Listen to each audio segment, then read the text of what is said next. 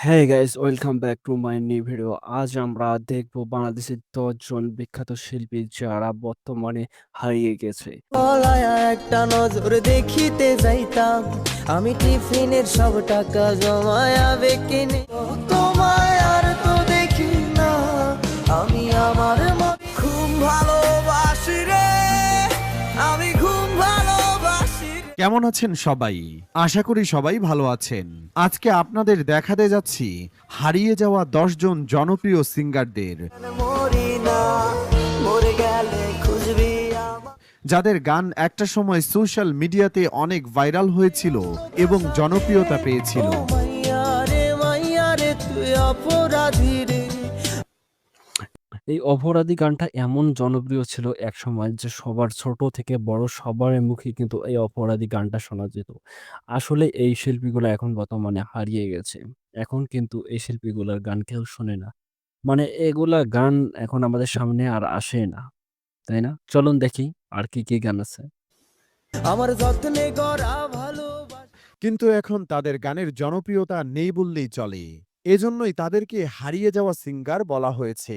তবে তাদের গানের জনপ্রিয়তা না থাকার পেছনে অনেক কারণ রয়েছে।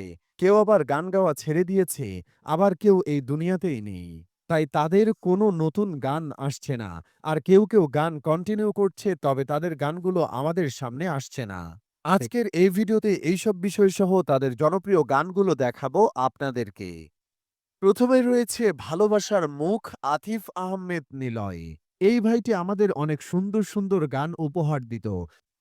আমরা সবাই জানি আতিফ আসলাম নিলয় ভাই কিন্তু এখন বেঁচে নেই। তিনি কিন্তু মারা গিয়েছে।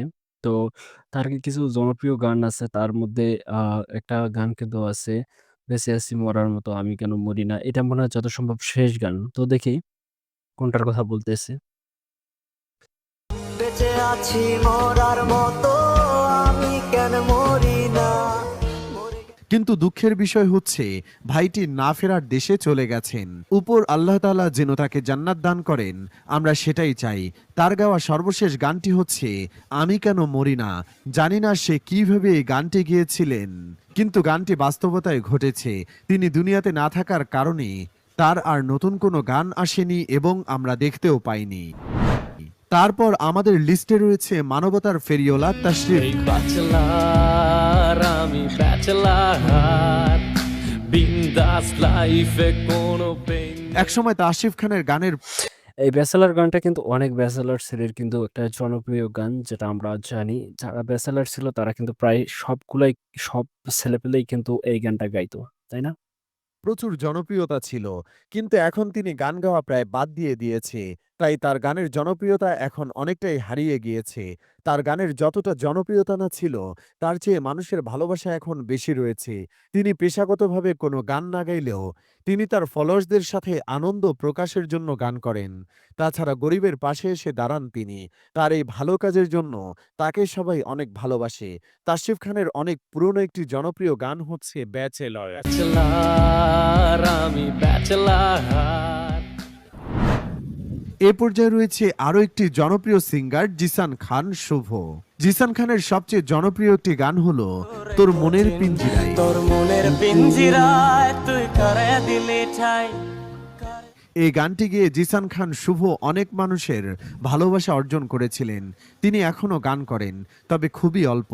তার আর আগের মতন জনপ্রিয়তা নেই বললেই চলে।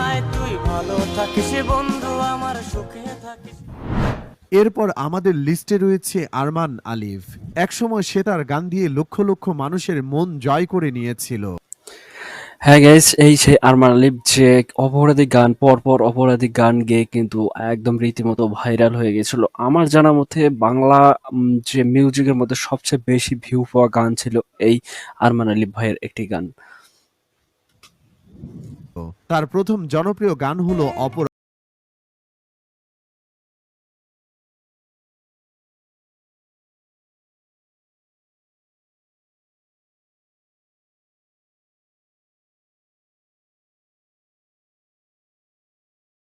বেশ কয়েকটি জনপ্রিয় গান রয়েছে, যার মধ্যে অন্যতম হচ্ছে নেশা গানটি।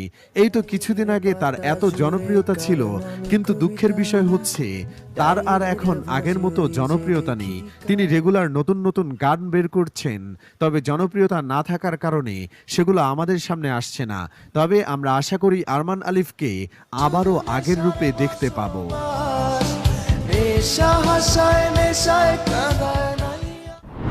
এরপরে রয়েছে বাউল সুকুমার। বাউল সুকুমার অনেক বছর ধরে গান গাইতো, কিন্তু সে সবচেয়ে বেশি জনপ্রিয়তা পেয়েছে বলবো না গো আর এই গানটি দিয়ে। বলবো না গো আর কোনদিন, ভালোবাসো তুমি মোরে। বাউল সুকুমার এখনো রেগুলার গান করছেন, তবে সে আর আগের মতো ভালোবাসা পাচ্ছেন না বা ভাইরাল হচ্ছেন না। আমাদের লিস্টের এই পর্যায়ে রয়েছেন আরো একজন জনপ্রিয় সিঙ্গার শামস ভাই। তিনি এখনো রেগুলার গান করছেন, তবে আগের চেয়ে তার গানের জনপ্রিয়তা অনেকটাই কমে গিয়েছে। তার সর্বপ্রথম যে গানটি জনপ্রিয়তা পেয়েছিল সেটি হচ্ছে ঘুম ভালোবাসি রে। এছাড়াও তার অনেকগুলো জনপ্রিয় গান রয়েছে। ঘুম ভালোবাসি রে। এরপরে রয়েছে সিঙ্গার সাদমান পাপ্পু। তিনি এখনো রেগুলার গান গাচ্ছে, তবে তার এখনকার গানগুলোতে খুব বেশি জনপ্রিয়তা নেই বললেই চলে। আর এমন অনেকগুলি গান রয়েছে যেগুলো এখনো মানুষের গ্যালারিতে পড়ে রয়েছে। তোমার কাছে হয়তো বন্ধু আমি কিছু। তারপরে রয়েছে ফজলুর রহমান বাবু। তিনি তো ভিউয়ার্স, ফজলুর রহমান বাবু স্যার যিনি কিন্তু এক সময় সেই একজন নামকরা একজন সিঙ্গার ছিল। বর্তমানেও আমি দেখি তার যদি কোনো গান আসে সেটা কিন্তু বেশ জনপ্রিয় হয়, কিন্তু আমরা তাকে এখন ইদানিং বেশ কিছু মুভিতে অভিনয় করতে দেখতেছি। বেশ কিছু মুভি বলতে আমরা রিসেন্টলি বরবাদ মুভিতে কিন্তু আমাদের ফজলুর রহমান বাবু স্যারকে দেখেছি। এখন গান গাওয়া প্রায় ছেড়েই দিয়েছে, তাই এখন তার গানের জনপ্রিয়তা একটু কম। তবে তার 3 বছর আগের একটি গান রীতিমতো ভাইরাল হয়ে গিয়েছিল টিকটক সহ অন্যান্য সোশ্যাল মিডিয়ায়। ফজলুর রহমান বাবুর প্রত্যেকটি গান একদম মন ছুঁয়ে যাওয়ার মতো। তার কারণে তার বেশি গানগুলো শুনতো বয়স্ক লোকেরা, কারণ বয়স্ক লোকেরা তার গানের মতো তাদের জীবনে মিল খুঁজে পেত। তার একটি পুরনো গান হচ্ছে ছায়া দেহ। মায়া কইরো না কেহ, ছায়া দেহ মায়া কইরো না। এরপর রয়েছে গালিবয় রানা। কামরাঙ্গি চর পুরো বড় সুলপুর ৮ নাম্বার গলি মনের কথা বলি ঢাকাইয়া গলি বয়। এটি হচ্ছে রানার সবচেয়ে বেশি জনপ্রিয় গান। রানা গানের মাধ্যমে মানুষকে বিভিন্ন কিছু শিখিয়েছে, মানুষের ধ্যান ধারণা পাল্টে দিয়েছে। তার জনপ্রিয়তা মানুষের কাছে আগের মতোই রয়েছে, কিন্তু তাকে আগের চেয়ে আরো বেশি ভালোবাসা দিতে হবে, কারণ রানার কাছে আমাদের অনেক কিছু শেখার আছে। ভালোবাসি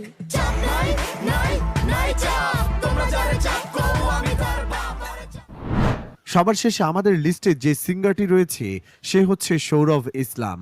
আর সবচেয়ে জনপ্রিয় একটি গান হচ্ছে হাউস কইরা বাপে আমায় করাইছিল বিয়া। আউশ কইরা বাপে আমায় করাইছিল বিয়া, বউ আনতে গিয়াছিলাম ১০০ গাড়ি নিয়া। এখন এই গানটির মধ্য দিয়ে বউয়ের প্যারা না সহ্য করাকে বোঝানো হয়েছিল। এই গানটির মাধ্যমে সৌরভ ইসলাম অনেক জনপ্রিয়তা পেয়েছিল। সৌরভ ইসলাম এখনো আগের মতো গান করছে, তবে এখন আর আগের মতো জনপ্রিয়তা পাচ্ছে না। যখন ক্লাস 9-এ পড়ি তখন একটা প্রেম করি, যখন ক্লাস 9-এ পড়ি তখন একটা প্রেম করি, মাঝে মাঝে পড়তো। তিনি এখন প্রাঙ্ক ভিডিও করেন। দর্শক, সর্বশেষ একটি কথা বলতে হয়, যুগে যুগে শিল্পীরা আসবে যাবে, কিন্তু অনেক মৌলিক গান রয়েছে যে গানগুলো চির অমর। আপনার সেরা বাংলা গান কোনটি? কমেন্ট করে জানাবেন।